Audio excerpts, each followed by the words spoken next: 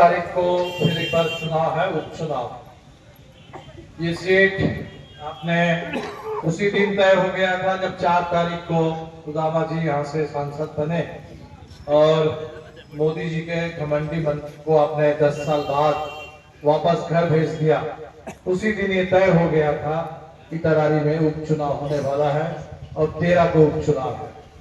आप देख रहे हैं कि तरारी चुनाव का नजारा बदला हुआ।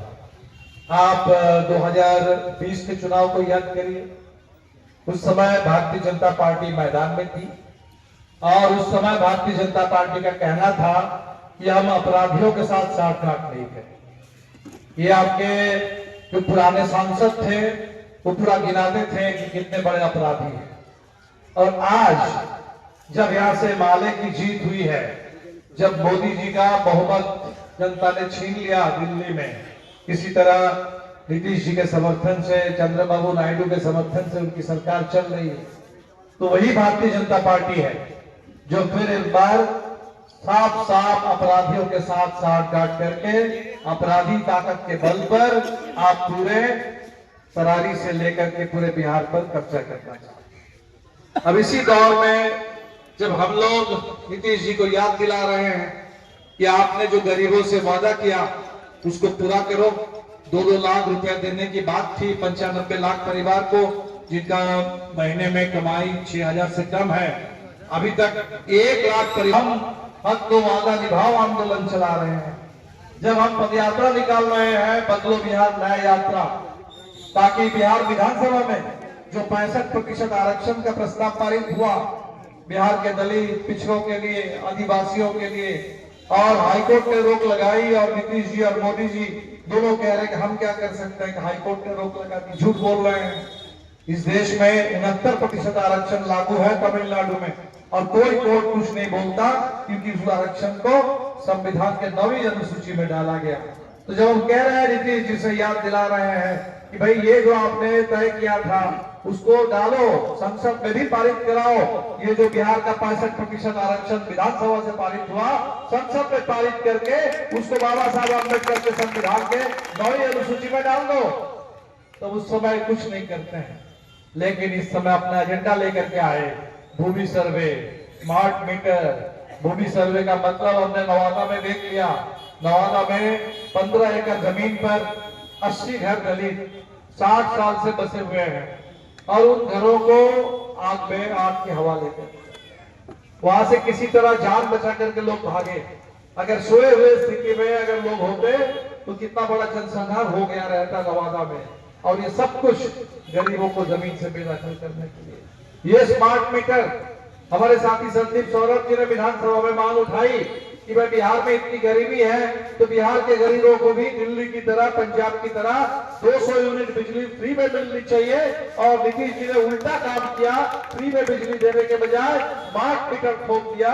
लोग कह रहे हैं कि इस मीटर तो पूरा पॉकेट मार है, जेब काटने के लिए भेज दिया गया है और वो इतना स्मार्ट है कि हर 7 दिन में रिचार्ज मांगता है। आप बताइए। और इसीलिए हम लोग जब इस मुद्दे पर बात कर रहे हैं तब आप देखेंगे कि गिरिराज सिंह बिहार में त्रिशूल लेकर के यात्रा निकाले।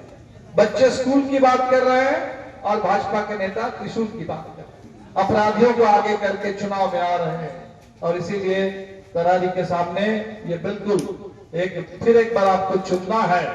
तो एक तरफ कॉमरेड राम नरेश राम की परंपरा है।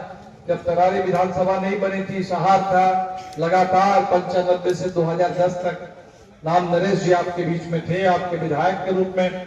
और आपको याद है वो जो परंपरा हमारे साथियों ने अपनी कुर्बानी से स्थापित की, आज उसी को फिर एक बार तहस नहस करने के लिए और यहाँ फिर एक बार सामंती ताकतों का दबदबा, सांप्रदायिक हिंसा का माहौल बनाने के लिए, अपराधियों का मनोबल बढ़ाने के लिए भारतीय जनता पार्टी ये साजिश रच रही है। और इसीलिए चुनाव हमारे सामने बिल्कुल हमें फिर एक बार फैसला सुनाना है। और हम जानते हैं कि 13 तारीख को मशीन में भी 1 नंबर पर ही है राजू जी का नाम। उस 1 नंबर पर आप 13 तारीख को इतना जम करके झंडे पर 3 तारा पर वोट डालें ताकि इस बार नया रिकॉर्ड बन जाए यहाँ से और रिकॉर्ड मतों से हम जीत करके जाए और ये भाजपा वालों को पता चल जाए ये चाहे वो योगी आदित्यनाथ हो, ये गिरिराज सिंह हो, ये सारे लोग जो आकर के यहाँ पूरे हिंसा का माहौल बनाना चाहते हैं, गरीबों को डराना चाहते हैं। सुदामा जी सांसद बने हैं और इनको बच नहीं रहा है, और इसी तरह से किस भाषा में बात कर रहे हैं, जा करके जनता ने राय दिया है, जनता के आशीर्वाद से, जनता के समर्थन से तरारी के विधायक सांसद बने हैं, और इनको लग रहा है कि भाई ये गरीबों का मनोबल बढ़ जाएगा। और इसीलिए साथियों, इस चुनाव में आपके सामने ये बड़ी जिम्मेदारी है। पूरा इंडिया गठबंधन साथ है। 4 विधानसभा सीटों पर उपचुनाव है। यहाँ बगल में आपके रामगढ़ है, शाहबाद के इलाके में, आप गया में चले जाएं, वहां बेलागंज है, इमामगंज है। तो ये जो 4 सीट पर चुनाव हो रहा है, ये चारों सीट पर हमें बिल्कुल इस बार जीत दर्ज करना है, और ये बता देना है ये जो अभी झांकी है, और 2025 बाकी है, और 2025 में ये जो डबल इंजन के नाम पर पिछले 20 साल से नीतीश जी और नीतीश जी के कंधे पर बंदूक रख करके भारतीय जनता पार्टी, और भारतीय जनता पार्टी की कोशिश है कि आप तो बिल्कुल आगे आकर के बुलडोजर राज स्थापित कर दो बिहार में। ये बुलडोजर की साजिश बिहार बिल्कुल चलने नहीं देगा, और 2025 के चुनाव में इंडिया गठबंधन की सरकार बनेगी बिहार में। और जो गरीबों के एजेंडे पर हमने कहा कि बिहार में काम होना चाहिए, गरीबों के मान सम्मान की गारंटी होनी चाहिए, रोजगार पर बात होनी चाहिए, जो दिशा हम लोगों ने तय की, दलितों पिछड़ों को ज्यादा आरक्षण मिलना चाहिए, बच्चों के लिए सरकारी स्कूल और बड़ी संख्या में हमें स्कूल खोलने की जरूरत है।